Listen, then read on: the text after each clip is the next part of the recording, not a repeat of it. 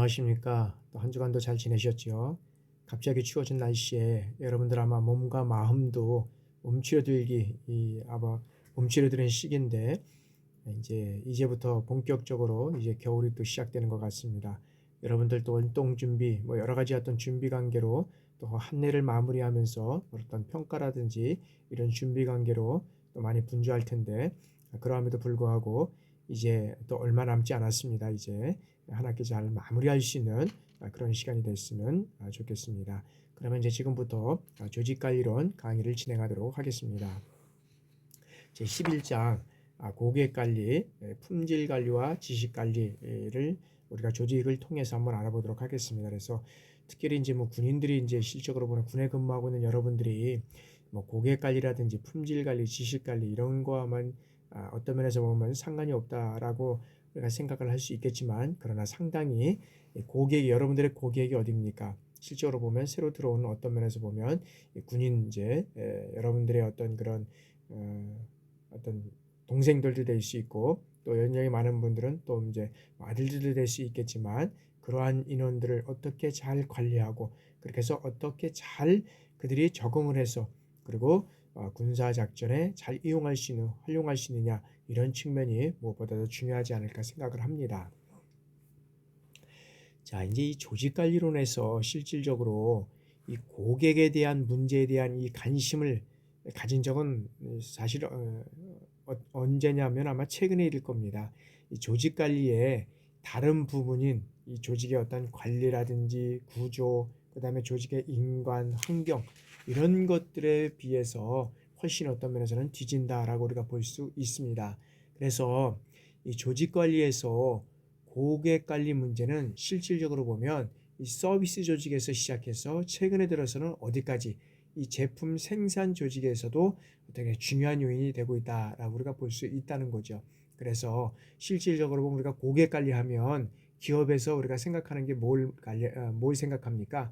어떤 마케팅 분야, 그다음에 소비자 행동 영역에서 다뤄지는 이런 어떤 부분이라고 우리가 얘기를 할 수 있습니다. 그러나 실질적으로는 이 조직 관리 수준에서 고객 관리는 어떤 큰 비중을 차지하지 않고 있다라고 우리가 볼 수 있지만, 그러나 이 조직 관리가 상당히 중요하다라는 것은 우리가 다시 한번 살펴볼 수 있을 것 같습니다. 그러면 이 고객 관리에 대한 우리가 한번 의의를 한번 살펴보도록 하겠습니다. 자, 조직에서 어떤 그런 조직의 어떤 고객이라는 어떤 정의를 살펴보면, 조직에서 생산하는 이 재화나 서비스를 소비함으로써 혜택을 보는 사람, 그죠? 혜택을 보는 사람이라고 우리가 정의를 할 수 있다는 겁니다. 그래서 첫째 고객은 조직이 생산하는 재화와 서비스를 여기에서는 소비한다라고 우리가 볼 수 있다는 거죠. 그래서 조직에는 재화를 생산하는 조직은 물론이고 이 서비스를 생산하는 조직을 우리가 포함한다라고 우리가 볼 수 있고요. 두 번째는 이 고객은 재화나 서비스를 소비하는 사람을 우리가 고객이라고 한다. 그래서 이 고객은 생산자나 유통자 중심의 어떤 개념이 아니라 여기서는 소비자 중심의 우리가 개념으로 폭넓게 이해를 하면 되겠습니다.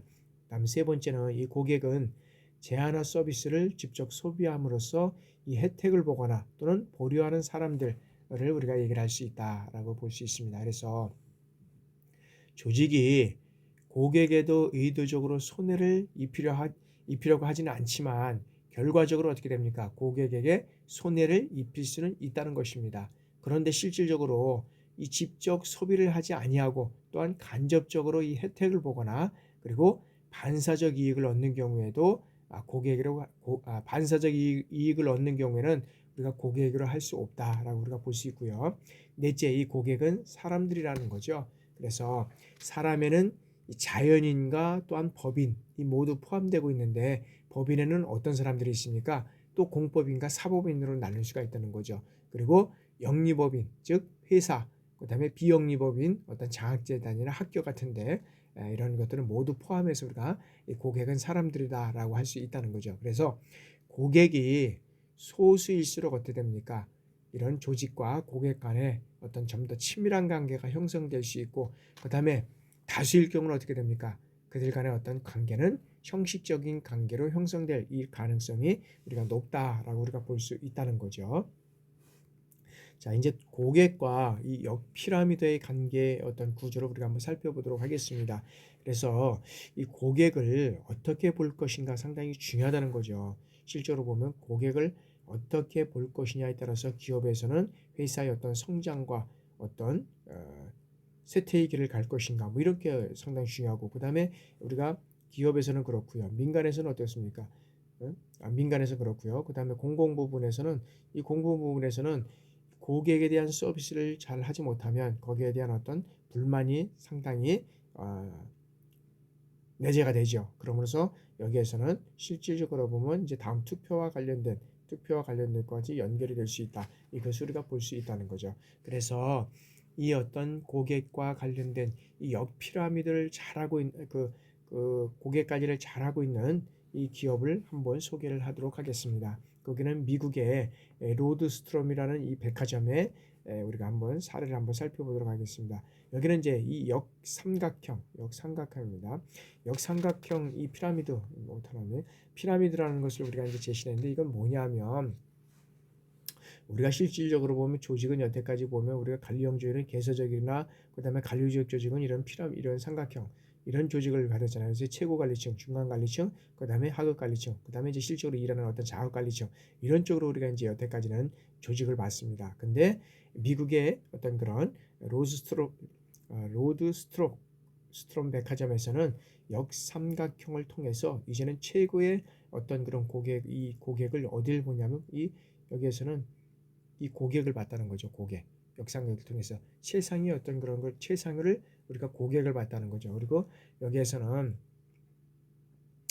고객을 최정상의 놈으로 해서 상당히 중요한 그런 측면을 봤다는 거죠. 그래서 실적으로 우리 고객은 요즘에는 보면 뭐 왕이다라고 하잖아요. 왕. 실제로 고객이 그 회사의 제품을 사지 않고 그 회사에 관심이 없다 그러면 그 회사는 어떻게 됩니까? 뭐 문을 닫을 수밖에 없는 거잖아요. 그러다 보니까 고객을 왕으로 모신다. 뭐 그런 측면에서 보다 보니까 이제 또 한편으로는 또 역으로 문제점은 뭐냐, 진상 고객도 나오는 이런 어떤 상황들이 이제 있는데, 이런 것들한테 이런 것까지도 잘 관리를 해야지만 어떤 면에서 보면 고객이 여기서 보면 그런 그 조직이 살아남을 수 있다라는 걸 본면입니다. 그래서 고객, 그다음에 누가 이제 또 중요하냐면 이 판매원과 이 판매 지원본부, 여기 상당히 중요합니다. 이 사람들이 누구하고 직접 관계가 있습니까? 고객하고 직접 관계가 있기 때문에 이 사람들한테 어떤 면에서 보면 어떤 복지라든지 이런 혜택을 잘 해주지 않으면 이것이 어디로 갑니까? 곧 고객한테 간다는 거죠. 그렇기 때문에 여기에서는 이런 역삼각형을 통해서 이런 이제 고객이 이제 왕이라고 하면 그 다음에 직접 고객과 관리되고 있는 이런 분들에 대한 어떤 그런 복지를 잘 해줘야 된다. 그 다음에 매장 관리자, 그 다음에 어떤 점포장, 이사회 이런 순서로 인해서 실질적으로 보면 이사회에서는 실질적으로 관리하고 뭘 하는 것보다는 이런 것들에 대한 어떤 것을 많이 듣고 그 다음에 이것을 의견에 반영해서 여기서 이루어질 수 있는 이러한 체계가 이제 돼야 된다는 거죠. 그래서 이 로드스트롬 백화점에 일화가 있는데 그 일화를 잠깐 한번 소개해 보면 어떤 일화냐면, 자, 어떤 사람이 이 백화점에 들어왔다는 거죠. 그리고 타이어 반품을 요구했다는 겁니다. 근데 이 백화점에서는 타이어를 파는 것이 아니라 이 패션 의료 전문점이라는 거죠. 그래서 타이어는 취급하지 않는다는 거죠. 그러나 반품을 요구받은 직원은 어떻게 됩니까? 고객에게 타이어 이 가격을 묻고 난 후에 흔쾌히 환불해 주었다는 거죠. 실적으로 보면 어떤 면에서는 우리가 아까도 얘기했잖아요. 진상 고객이잖아요. 백화점에서는 팔지도 않는 물품을 갖다 반품해달라 그러면 여러분들 어떻게 하겠습니까? 실제로 여러분들의 위치라 그러면, 입장이라 그러면, 우리 백화점에서는 고객님, 우리 백화점에서는 이 타이어를 취급하지 않습니다. 그렇기 때문에 저희는 어떤 면에서는 반품을 해드릴 수 없습니다라고 하는 게 정상적이잖아요. 근데 여기에서는 이 고객에게 이 타이어 가격을 묻고 흔쾌히 환불해 주었다는 거죠. 참 어떤 면에서는 이렇게까지 해야 되느냐 싶지만은 실질적으로 이런 어떤 백화점에서는 이러한 어떤 그런 고객의 그런 것들을 받아주고, 그다음에 이제 백화점에서 그 이제 타이어를 상대로 이제 또 이제 반품을 하는 그런 현상을 해줘야 되는 거잖아요. 그런 것까지도 미국에서는 그런 어떤 백화점에서 이루어졌다는 이러한 우리가 일화를 소개할 수밖에 없는 상황이 되고 있다. 자, 두 번째는 이 고객 관리 체제입니다. 그다음에 여기서는 기관 인사, 뭐 정부와 같은 어떤 PR 이런 것들이 우리가 이제 볼 수 있는데 실적으로 보면 여기에서는 자, 그 전통적으로 이 조직에서 이 고객을 관리하는 기관을 별도로 설치하지 않고 실제로 여태까지는 이 전통적인 그런 조직에서는 뭐 판매부라든지 영업부, 서비스부 이런 등에서 이 전달 부서에서 자신의 업무를 하면서 이 고객 관리 업무를 담당했다는 거죠.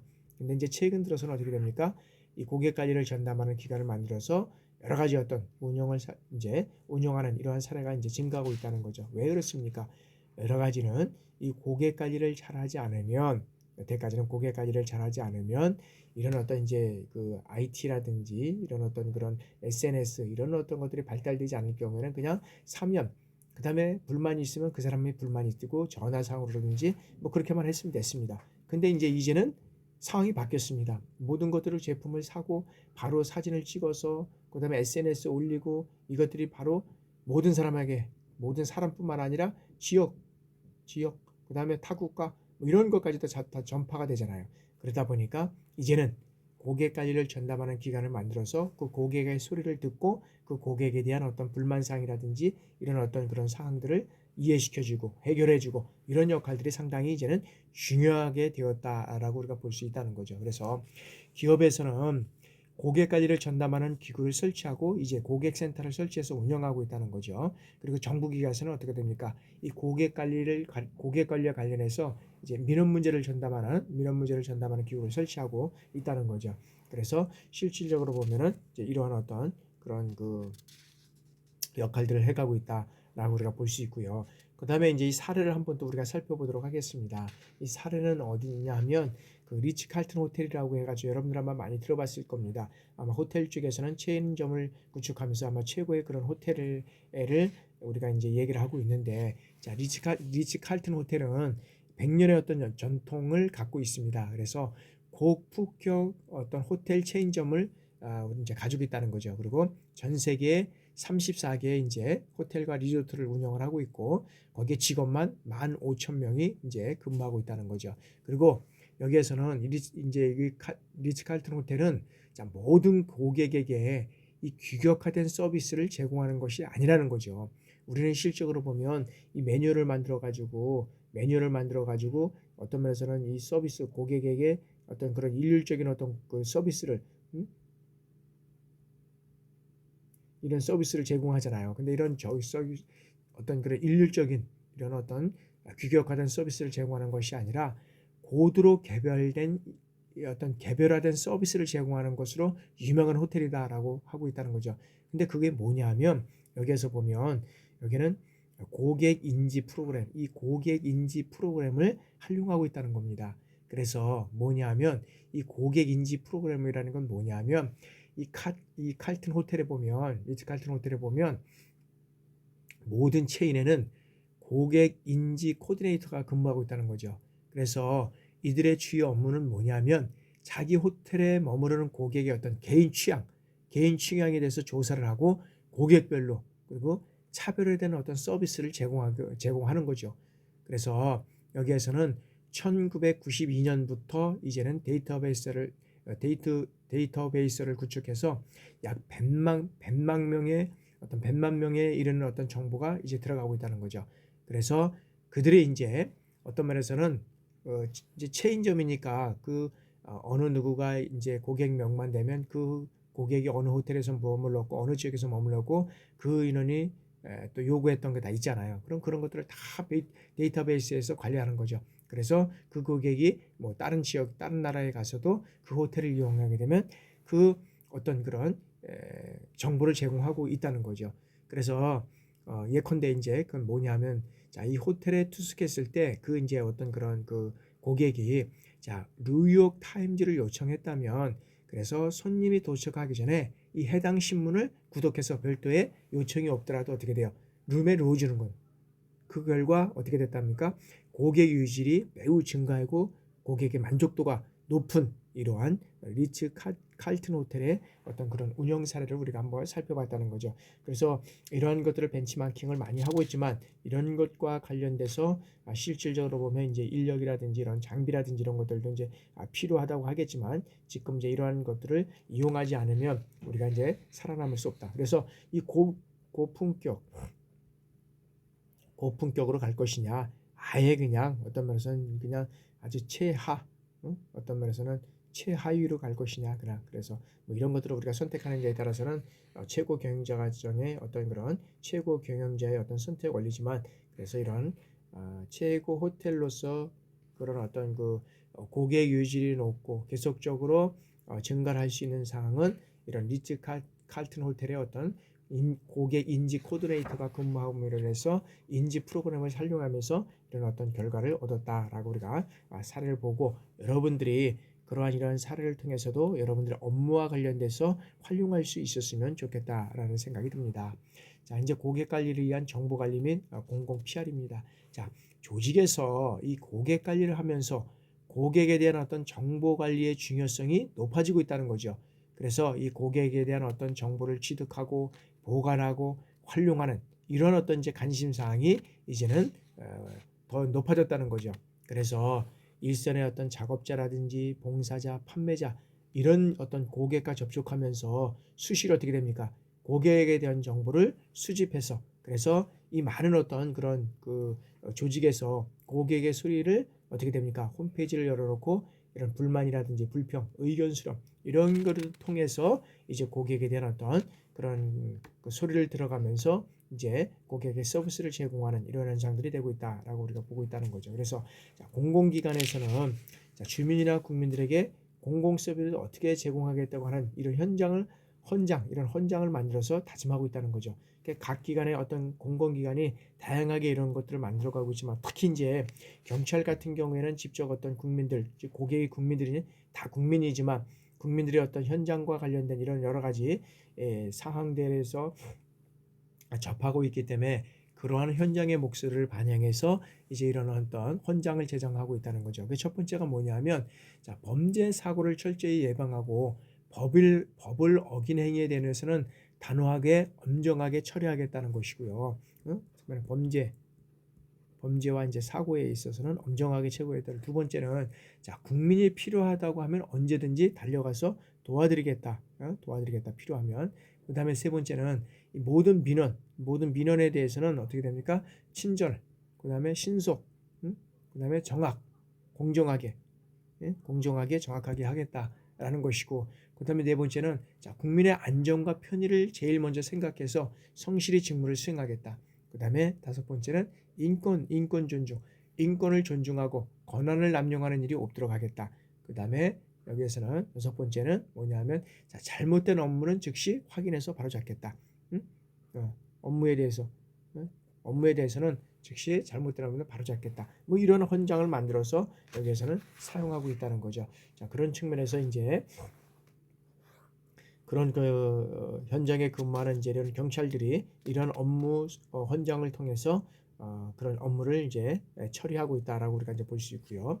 자, 이제 고객 만족감 관련 변수입니다. 고객 만족감에 관련 변수는 뭐냐면, 자, 여기서 조직에서 이 고객 관리는 고객의 이 만족을 증대시키기 위해서 조직의 노력에 어떤 면에서는 우리가 의존할 수밖에 없다는 거죠. 그래서 여기서 고객 만족이란 뭐냐면, 자, 고객이 이 상품이라든지 또는 서비스를 원하는 것을 기대 이상으로 충족시켜서 이거를 어떻게 또 고객에게 감동시키는 거죠. 그러므로써 뭘 합니까? 고객의 재구매를 높이고, 그 다음에 어떤 상품 또는 서비스에 대한 이 우호도가 지속되도록 하는 상태를 우리가 고객 만족이라고 얘기를 한다. 그래서 고객 만족이라는 것은 첫 번째는 이 상품이 됐든 두 번째는 서비스 됐든 상품이 정말로 좋든지, 그 다음에 상품은 좀 부족하지만 이 서비스가 정말 좋다는지, 그렇게 된다면 이 고객이 어떻게 됩니까? 그걸 감동시켜주는 거죠. 그러면 고객의 재구매와 관련된다는 거죠. 그리고 그 상품과 서비스에 대한 어떤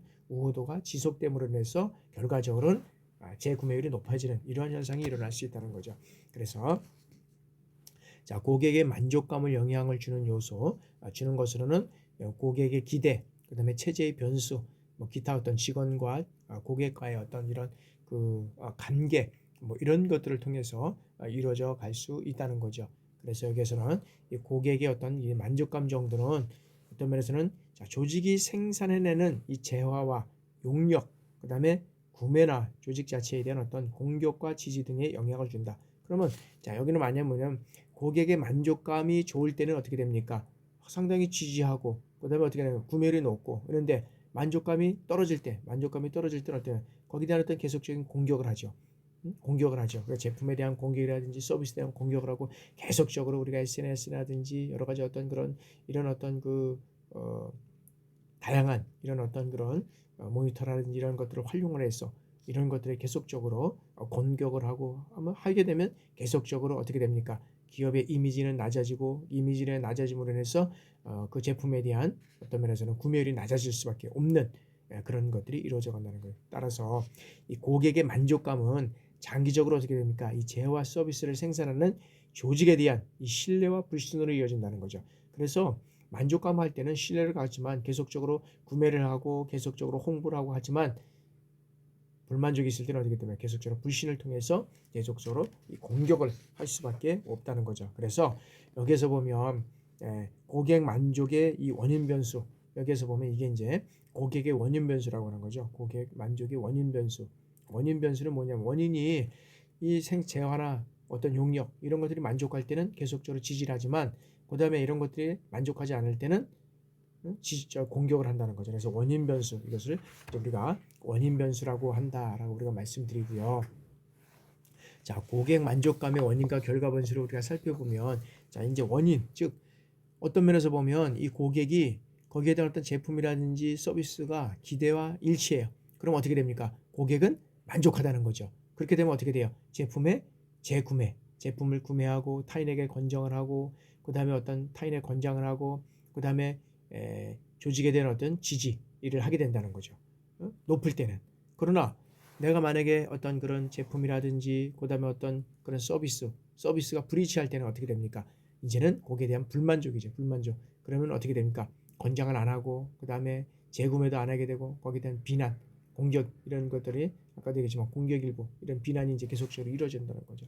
그래서 여기에서는 자 소비 전에 어떤 기대와 소비의 만족도 간의 어떤 그런 큰 갭이 있으면 불만족하고 그 다음에 기대를 저버릴 경우에는 큰 불만이 일어난다라고 있고 그 다음에 고객의 어떤 만족은 이 어떤 그런 성능과 질 여기에 따라서 결정된다고 할 수 있고요. 그 다음에 고객 만족은 어떤 거래에 있어서 개별적으로 들어가는 비용과 기대되는 어떤 대가의 차이에 따라서 결정이 될 수 있고 그 다음에 이제 여기 이제 어떤 직원과의 어떤 직원과 고객 간의 어떤 관계 이 친밀할수록 만족도는 높아질 수 있다는 거죠. 왜 실제 그래서 아까도 우리가 이제 역삼각형에서 얘기를 했잖아요. 그래서 실질적으로 어떤 판매원이라든지 그다음에 어떤 실질적으로 고객과 접촉하는 어떤 그런 사무원 같은 이런 연과 직접적으로 관계가 있기 때문에 이 사람들과의 관계가 좋을 때는 어떤 면에서는 거기에 친밀감, 만족도가 높아진다는 거죠. 그래서 고객가 만족하고 재구매라든지 조직에 대한 지지라든지 이런 것들이 계속적으로 이루어갈 수 있다는 거죠. 근데 그런 것들이 불만족스러울 때는 계속적으로 그런 것들을 이루어갈 수 없다라고 우리가 볼 수 있는 거죠.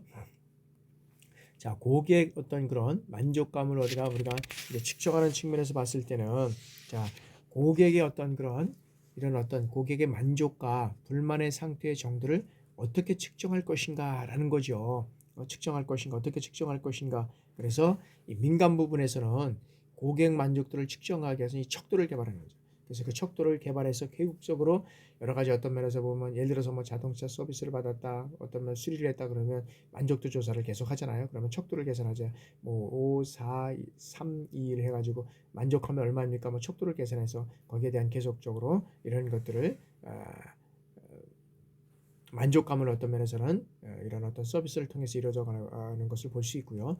그 다음에 이제 우리나라의 어떤 그런 나라에서는 이 고객 만족된 평가에 대한 것을 어떻게 하냐면 한국능률협회와 대한민국 정부에서 이제 실시를 한다는 거죠.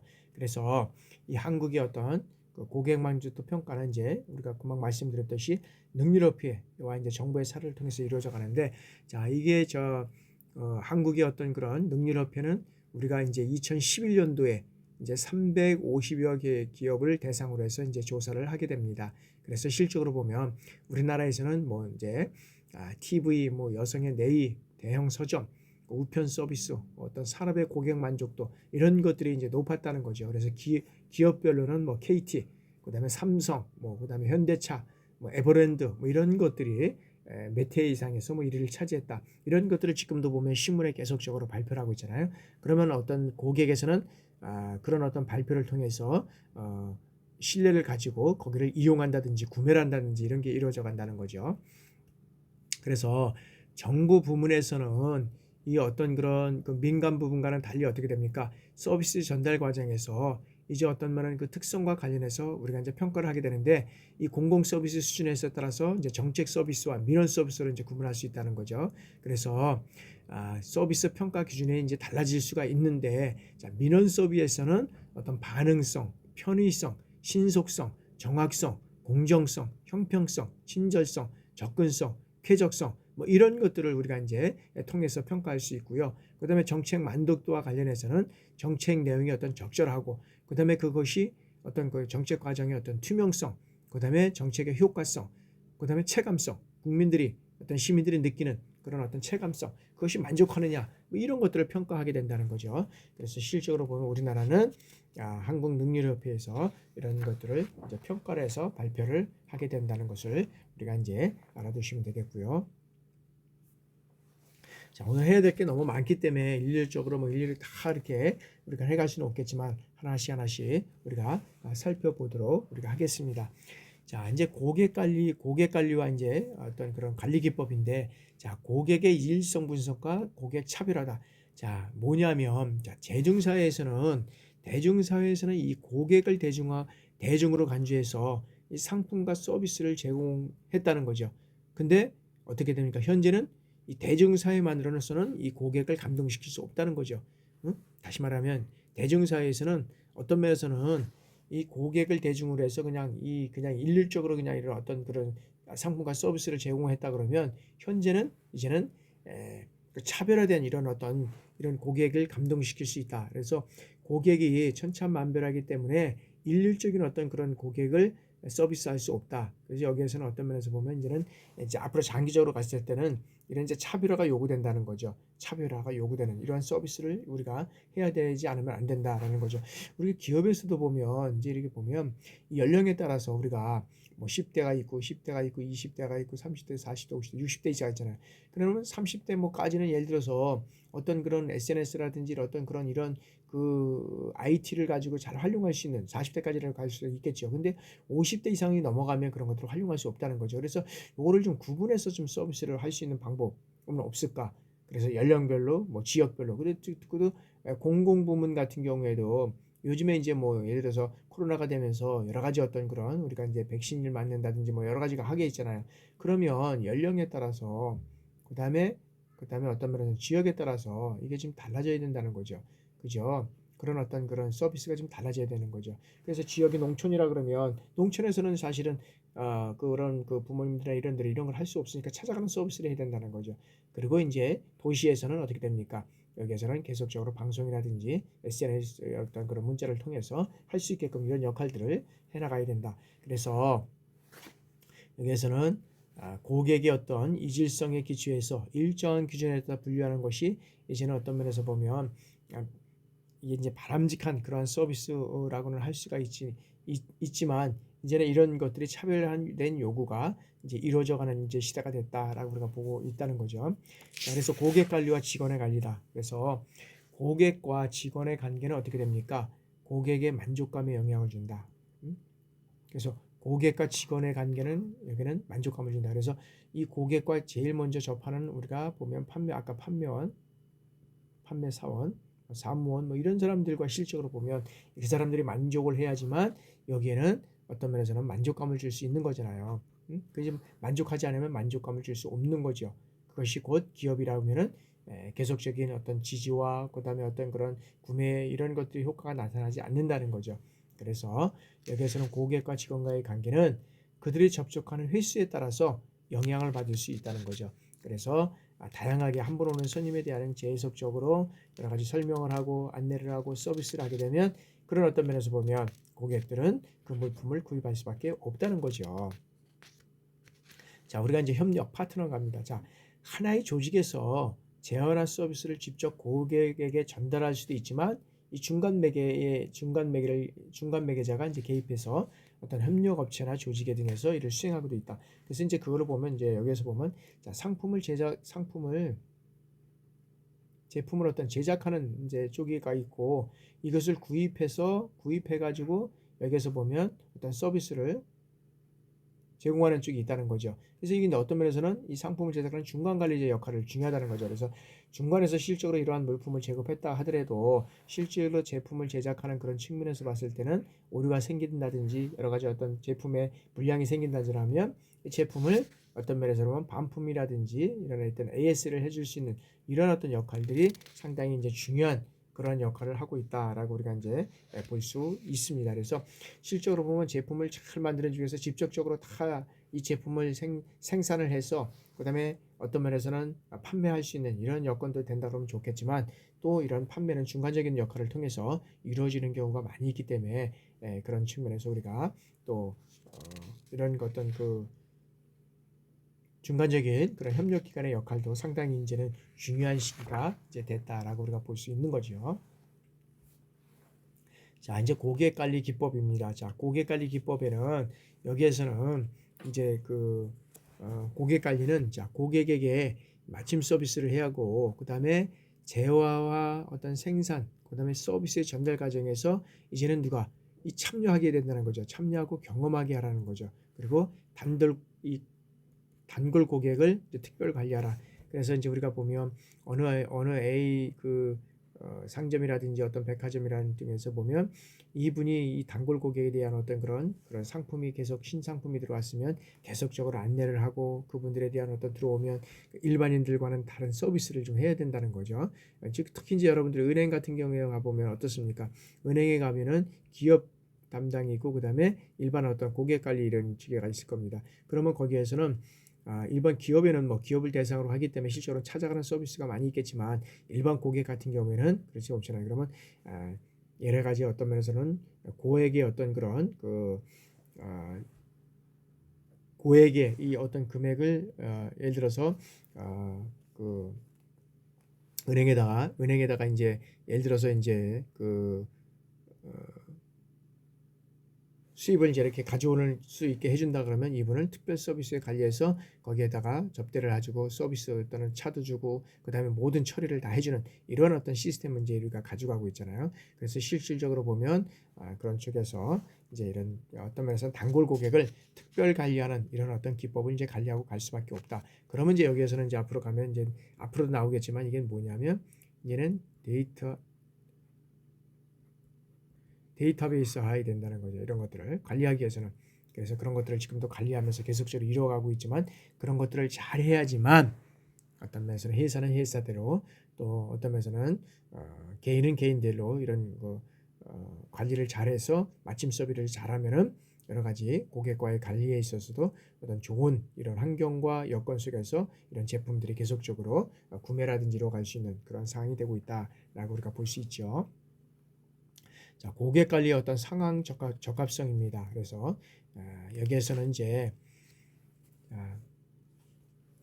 조직의 어떤 그런 최종 산물인 어떤 제품과 여기에서는 서비스에 관한 이제 고객 관리를 우리가 이제 얘기를 하는데 자, 고객 만족도의 평가에서 제품을 규격화할 수 있죠. 그리고 객관적 기준을 적용해서 평가하기 쉽다. 그리고 서비스에서는 어떻게 됩니까? 이 주관적 만족에 의존하기 때문에 평가하기가 상대적으로 사실 어려운 점이 있습니다. 그래서 이 서비스 조직과 제품 생산 이 조직에서의 어떤 고객 관리는 최종 산출민의 이 제품과 서비스에 따라서 고객 관리를 여기에서는 달리해야 된다는 것이고요. 그다음에 이제 대상 부문별 고객 관리는 공공부문과 민간 부문으로 우리가 이제 여기서는 나눌 수 있다는 거죠. 그래서 자, 고객은 어떤 면에서 보면은 어떤 소비나 전달 행위가 이루어지는 영역에 따라서 우리가 이제 공공과 이제 민간으로 나눌 수 있는데 여기에서는 자, 기업 조직에서는 고객 관계 관리가 새로운 어떤 기업 전략으로 등장하고 있고, 그다음에 공공 부문에서는 이를 벤치마킹해서 공공 부문의 어떤 고객 관리가 어떤 그런 고객 관계 관리가 이제 어떤 관리 기법으로 활용하는 이런 측면에서 이제 이뤄가고 있다라고죠. 그래서 실제로 보면 공공에서 우리가 서비스를 하기 시작한 지는 어떤 면에서 보면 우리가 이제 주민자치 이제 주민자치법이 이제 규정이 되면서 아마 이루어지지 않았나 이렇게 이제 생각이 됩니다. 그러한 측면에서 우리가 이제 이러한 측면을 한번 우리가 봐야 되겠고요. 그다음에 이제 지금도 보면 이제 공공 부분에서도 이제 서비스는 찾아가는 서비스라든지 여러 가지 이런 것들을 많이 이제 이뤄가고 있는데, 그런 측면에서 우리가 좀 해석해주면 우리가 이제 될 수 있다라고 우리가 볼 수 있고요. 자, 그래서 여기에서는 이제 공공 부문과 민간 부문의 어떤 이 고객 관리는 대상의 어떤 인간이라든지 고객 관리의 목표, 어떤 중점 전략, 그다음에 영향, 서비스, 제품 이런 어떤 제공 등에 따라서 차이가 크다는 거죠. 그렇지만 고객 관리의 어떤 절차라든지 기법 그리고 원리에서는 큰 차이가 없다는 것을 우리가 알 수 있다는 것이죠. 자, 조직 내, 그다음에 외별 고객 관리, 그다음에 내부 고객과 이제 외부 고객으로 우리가 나눌 수 있는데, 자, 여기에서는 이제 고객을 조직 내에서 근무하는 사람인가 밖에서 근무하는 사람인가에 따라서 내부 고객인가 이제 외부 고객을 이렇게 나눌 수가 있다는 거죠. 그래서 조직의 어떤 그런 외부의 양질의 서비스를 제공하려면 어떻게 됩니까? 먼저 조직의 어떤 내부에 양질의 서비스를 제공할 수 있는 이런 체제를 구축해야 된다는 거죠. 체제를 구축해야 된다. 그래서 실질적으로 보면 첫 번째 그가 뭐냐 하면, 자, 내부 고객을 만족시키는 것이 필요하다는 거죠. 그러니까 내부 고객이 만족을 하게 되면 어떻게 됩니까? 고품질의 어떤 서비스가 제공이 되고 외부 고객이 만족을 하고 그다음에 고객의 유지와 이익이 증가하고 내부 고객이 만족하는 이런 선순환 고리가 계속적으로 여러 가지 이루어져 가야 된다는 거죠. 그죠?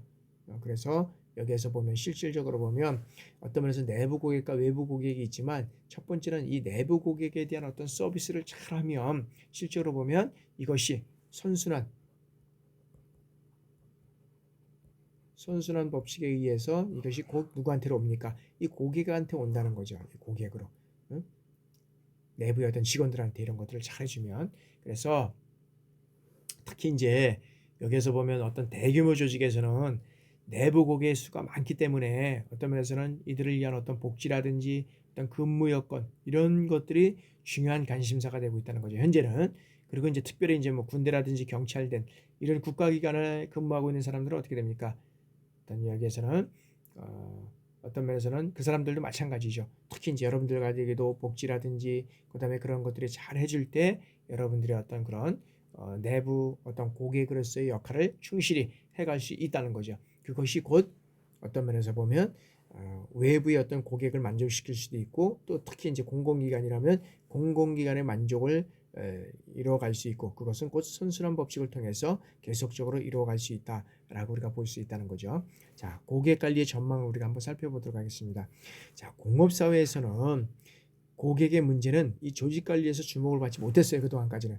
뭐 공업사회에서는 그동안 사이는 뭐 여러 가지 제품이라든지 이런 생산들을 만들어내면 뭐 다 팔렸기 때문에. 근데 이제 탈공업사회가 됐습니다. 그래서 정보화 사회에서는 어떤 면에서 고객이 왕이잖아요. 이제는 그렇게 다량으로 찍어낸 그런 어떤 제품을 이제는 어떤 면에서 생산하는 데는 한계가 있고, 그다음에 또 구입하는 사람들도 만족감을 못 느낀다는 거죠. 그래서 이제는 여기에서는 이제는 공급자 중심에서 누구죠? 공급자 중심 사회에서는 어떻게든 수요자 중심 사회로 이제 변해가는 수요자 중심 사회. 응? 그러니까 소유자 중심은 뭡니까? 소비자 중심 사회로 이제는 이동을 하고 있다는 거죠. 이동. 그래서 고객 관리를 잘 하는가 못하는가는 어떻게 됩니까? 조직의 생존과 성장에 어떤 지대한 영향을 미친다고 할 수 있다는 거죠. 그래서 우리가 요즘 뭐 발표를 해도 되겠지요. 뭐 여러 가지 어떤 매스컴에도 다 나오기 때문에 남양유업 한번 우리가 예를 들어보면 남양유업 어떻습니까?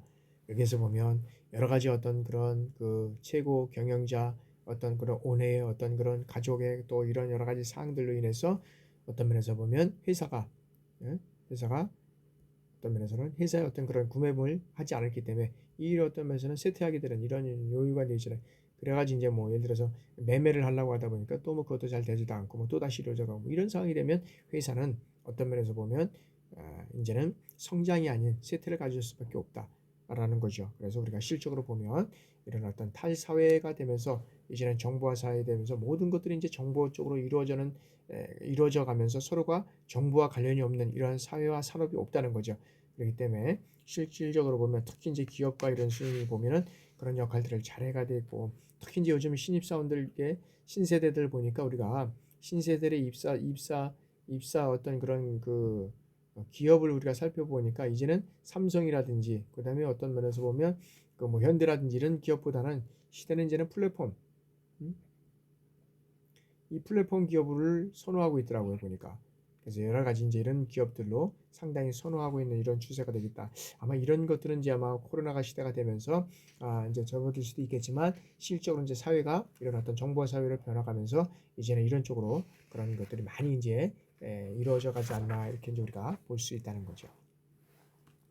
자, 다음에는 이제 품질 관리입니다. 여러 가지 어떤 면에서 보면 여러분들과의 어떤 그런 그 품질은 사실은 상관이 없을 수도 있겠지만, 그러나 한번 그냥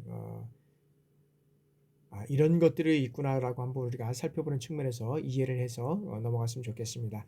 그래서 간단하게 한번 넘어가도록 하겠습니다. 자, 품질 관리의 대가인 주란 박사는, 자, 20세기가 어떤 생산성의 시대라면 21세기는 품질의 시대다. 이제는 여태까지 생산을 했다 그러면 품질의 시대다. 아무리 여기에서는 뭐 부족한 어떤 그런 생산이라도 소비가 됐지만 21세기에는 이 품질이 제대로 이루어지지 않으면 이제는 그것을 구입하지 않는다는 거죠. 매매하지 않는다는 거죠. 그래서 품질 관리는 기업이라든지 특히 제조업 분야에서 이제는 어떤 그런 발전된 관리 영역이라고 했지만, 이 서비스에서는 물론이고 공공부문에도 활용되고 있다는 거죠. 그래서 이 품질은 제어와 서비스의 이 품질을 의미하고 있다라고 우리가 얘기를 할 수 있고요. 그다음에 이런 품질은 소비자, 그다음에 어떤 사회의 어떤 모든 현재적이고 그다음에 잠재적 요구 조건에 대한 어떤 이 충족성, 이런 것들을 우리가 얘기를 할 수 있다. 그래서 품질 관리는 여러 가지 어떤 그런 네 가지 이런 어떤 적합성을 요구를 하고 있다라고 우리가 볼 수 있다는 거죠. 그래서 여기에서는 이런 어떤 적합성은 이제 뭐냐면, 이제 표준 적합성, 사용 적합성, 그다음에 비용 적합성, 잠재 적합성, 이런 것들을 얘기를 하고 있습니다. 그래서 표준 적합성이라는 건 설계자가 의도한 것을 제품에 반영한 정도를 우리가 얘기를 하고 있고요. 그 다음에 사용 적합성은 이 제품이 시장 요구를 어떤 께서 반영한 정도를 얘기를 하고 있고, 비용 적합성은 높은 품질과 낮은 원가를 우리가 이제 얘기를 할 수 있고요. 잠재 이 적합성은 고객이 자신의 요구를 알기 전에 그 요구를 채우는 것을 우리가 얘기를 할 수 있다. 그래서 이제 프랑스의 어떤 그런 빵집, 파울 빵집의 어떤 품질 관리를 여기서 이제 우리가 한번 얘기를 이제 한번 잠깐 이제 살펴보도록 하겠습니다. 이 프랑스 빵집은 1989년도에 설립이 돼서 약 한 130년의 전통을 가져왔다는 거죠. 그래서 여기는 이제 프랑스뿐만 아니라 300개의 매장이 있고 전국의 체인점을 운영하고 있다는 것입니다. 그래서 빵이 최고의 품질을 유지하기 위해서는 여기에서는 그 파울사에만 납품하기 위한 이 프랑스 농촌에서 생산한 최고의 이 꽁램이라는 이 원료를 사용한다는 거죠. 그리고 100년 이상의 전통을 가진 어떤 그런 재분수에서 밀가루를 빻아서 빵을 만든다는 거죠. 그래서 빵 공장에서는 어떻게 됩니까? 이 전통을 존중하면서도 끊임없이 빵의 맛을 개량하고 있다는 거죠. 그래서 특히 이제 여기 이 빵집의 중요한 것은 뭐냐면, 모든 사무 직원이라든지 그다음에 제과를 실질적으로 만드는 이런 어떤 그런 그 제조 직원이라든지, 여기는 프랑스에서 어떤 면에서는 이 프랑스에서 이제 그 본점에서 3개월 정도를 근무를 해야 된다는 거죠. 그러니까 프랑스 이외에 해외에서 근무하든 어디에 하든 간에 3개월 정도를 여기에서는 제가 실습 과정을 거친다는 겁니다. 그래서 이 체인점에서는 전 세계의 동일한 어떤 레시피, 조리법을 제공해서 빵을 만들어서 팔게 한다는 거죠. 그래서 어떤 실내 장식이라든지 빵 제품의 이 관리 매뉴얼, 이 어떤 그런 것들을 통해서 이루어져 간다는 거죠. 그래서 이게 파울사의 어떤 그런 빵만이 아니라 맥도날드도 이런 것들이 전 세계적으로 이루어져 가고 있고요. 그런 측면에서 이제 이루어져 가고 있는데, 여기에서 이제 좀 가미된 건 뭐냐면 어떤 그런 지역성, 국가별, 이런 거에 따라서 조금 차이가 있는 거죠. 그런 측면에서 이제 이런 것들이 이뤄가고 있다라고 우리가 보시면 되고요. 자, 이런 품질 관리 어떤 이런 발전 과정이나 이런 것들은 여기에서는 한번 그냥 간단하게만 살펴보도록 하겠습니다. 검사 위주의 어떤 품질 시대, 이제 20세기에 어떤 들어서는 이제 부품이 이제 호환성을 이뤄가기 위해서는 이제 검사가 필요했고요. 그 다음에 이제 1930년대, 60년대 초반까지는 이제 이 어떤 통계적 품질 관리 시대였었고, 그 다음에 이제 이 품질 보증 시대인데, 이 품질 관리가 경영 전반에 이제 여기는 확대된 시기였고요. 그 다음에 이제 품질 이 보증이고 경영 시대는 자, 품질 관리를 시장과 고객의 요구에 대해서 이제 반영해서 이 경쟁 기획을 적극적으로 활용한 시대가 이제 품질 관리 시대다. 이렇게 얘기를 하고 있고요.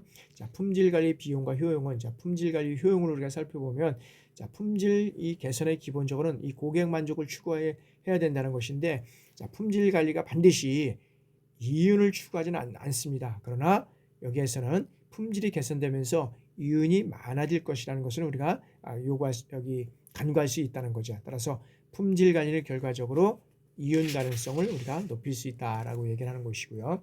자, 그다음에 품질은 조직의 어떤 경쟁력이 원천이다. 그래서 제품의 경쟁력을 높여줄 수가 있다는 것이고 어떤 시스템의 국제화, 그다음에 신보호주의 장벽을 극복할 수 있다. 그래서 여기에서는 이제 뭐 ISO 인증이라 그러잖아요. 어떤 면에서 보면 국제 규격에 따라서 국가 간의 어떤 보호무역 이런 장벽을 극복할 수 있는 이러한 측면에서 우리가 이제 이뤄갈 수 있는 그러한 시대를 만들 수 있고요. 자, 품질 관리의 비용은 여기에서는 품질 관리의 어떤 비용이라는 건지 그다음에 여기에서는 품질 관리에 대한 것들은 여기에서는 이 품질 관리에 대한 것들은 이 정도 하고 시간적인 관계상 우리가 이제 지식 관리 사회를 한번 좀 넘어가야 될 것 같아요. 그래서 품질 관리를 비용이라든지 이 비용에는 어떤가 제품과 서비스를 만드는데 사용되는 어떤 모든 비용을 얘기를 하고 있고요. 그다음에 여기에서는 그다음에 어떤 그 품질의 효용과 비용의 측면에서 보면 품질 관리는 자, 어느 정도의 품질이면 충분한가? 여기에서는 일용적으로 한계 비용과 한계 수입이 이제 일치하는 점이 될 수 있다는 것을 얘기를 하고 있고요. 그다음에 이제 품질 관리 사이클은 계속적으로 여기에서는 품질의 어떤 측정, 그다음에 통제, 개선 활동 이런 걸 반복한다는 거죠. 그래서 대명은 품질 개선의 어떤 장벽을 개혁, 실행, 검토, 수정 이런 순서로 계속적으로 이뤄가고 있다라고 우리가 볼 수 있고요. 품질 분임조는 여기에서는 품질 분임조라든지 리엔지니어링, 시그마 품질, 전사 품질 관리 이런 것들은 우리가 한번 그냥 살펴보도록 하겠습니다. 자, 품질 관리의 제도와 운영 여기도 어떤 면에서 품질 관리 쪽에서는 우리가 그냥 진행하도록 이렇게 하겠습니다. 지식사회 제 3절 지식사회를 우리가 한번 살펴보도록 하겠습니다. 자, 지식관리 지식사회에서는 자, 오늘날의 어떤 사회를 우리가 그 지식 기반 사회, 그다음에 지식 정보화 사회라고 우리가 할 수 있다는 거죠. 그래서 이 지식 여기에서는 조직의 지식 관리란 뭐냐면 자, 조직이 지니는 지적 자산과 그다음에 이 조직의 어떤 구성원, 개인이나 지식이나 어떤 그런 노하우를 체계적으로 발굴해서 조직 내부의 보편적인 지식을 공유하고 그다음에 이것을 어떻게 활용해서 이 경쟁력을 증대시킬 수 있느냐 뭐 이런 것들을 우리가 이제 얘기를 할 수 있다는 거죠. 그래서 실질적으로 보면 이 지식의 어떤 의의라든지 특성을 우리가 살펴보면 자, 지식이란 사람들이 이 머릿속에 소유하는 것이 아니라 함께 공유하는 거죠. 함께 활용하는 것. 그래서 여기에서는 상대적으로 시간 속에서 안정적인 형태를 존재하고 있고 사회적으로 인정되고 이질적인 이 아이템들이 하나의 어떤 맥락 속에서 세트로 정돈되어 있는 이런 것들을 우리가 이제 지식이다라고 우리가 얘기를 할 수 있다는 거죠. 그래서 지식을 습득하는 과정은 우리가 왜라는 어떤 질문에 대답하는 것이다. 그래서 여기에서 질문에 대답하는 것은 어떤 것이 있느냐라고 우리가 살펴보면 여기에서는 이런 것들은 자, 지식의 특성은 무형과 무한대, 무기속, 무경계, 무연령 이런 것들을 통해서 여기에서는 이뤄갈 수 있다라고 우리가 볼 수 있다는 거죠. 그래서 지식의 유형은 여기에서는 여러 가지 어떤 그런 상태를 우리가 살펴보면 실적으로 보면 이제 첫 번째는 이제 무형이라는 거죠.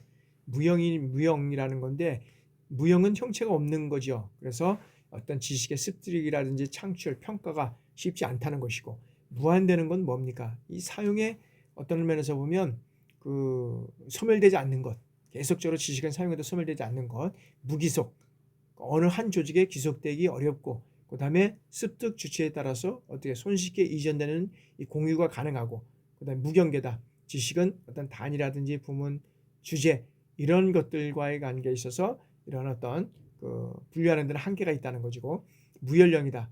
지식 자체는 연령이 없고 생성해서 소멸해내는 생명주기를 거치는 과정에서 여기에는 어떤 면에서는 창조성이다 라고 우리가 얘기를 할 수 있다는 거죠. 그래서 여기에서는 지식의 범주에서는 우리가 어떤 면에서 보면 지식의 범주는 여기에는 자료서부터 정보, 그다음에 지식, 지혜 이런 것들을 나눌 수 있다. 그래서 여기 자료란 뭡니까? 단순한 어떤 사실을 나열함으로써 여기는 일반적으로 여기는 데이터베이스 하는 겁니다. 이거를 통해서 제공하는 것이고, 그다음에 그 정보는 뭡니까?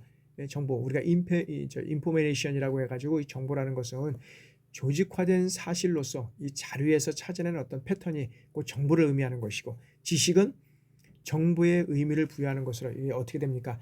이 정보의 관련성과 목적성이 부과되면은 이제 지식이 여기에 대한 진화되는 것이고, 지혜란 지식을 바탕으로 어떤 근본 원리라든지 그다음에 새로운 가치관, 통솔력, 이 습관 이런 것들을 현실에 적용하는 능력 이런 것들을 우리가 여기에서 보면 지식의 어떤 그런 것들을 얘기를 할 수 있다라고 볼 수 있고요.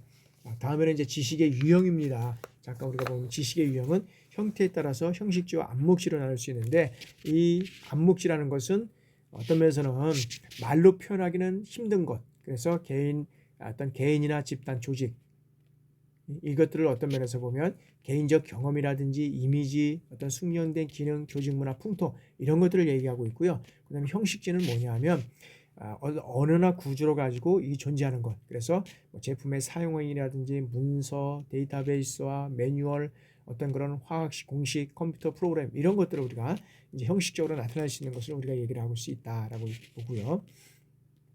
그래서 이제 지식사회의 변환이란 뭐냐면 형식주와 암묵지 사이의 어떤 변환을 우리가 의미하는 것을 우리가 지식의 변환이다라고 이제 얘기를 할 수 있고요. 이제 지식관리 단계를 우리가 이제 볼 뿐인데, 지식 단계는 이제 지식의 창출이다. 지식의 창출은 새롭고 유용한 아이디어, 노하우, 이런 어떤 절차물 해결책 이런 것들을 어떤 창의적인 행위를 통해서 만들어낸 것을 창출이라고, 축적은 조직 내의 지식을 분류하고 저장하는 것, 그죠? 그다음에 지식의 이전 및 공유는 개인 간, 조직 간의 상호작용을 통해서 지식을 교환하는 어떤 우리가 활동을 우리가 얘기를 하고 있고, 지식의 활용은 이런 어떤 개인이라든지 조직에 의해서 여러 가지 어떤 그런 지식으로 사용되는 활동하는 이런 업무의 성과를 활용하는 데 직접적으로 기여하는 것을 우리가 이런 것을 조직하는 행위다라고 우리가 얘기를 할 수 있다라고 말씀을 드릴 수 있고요.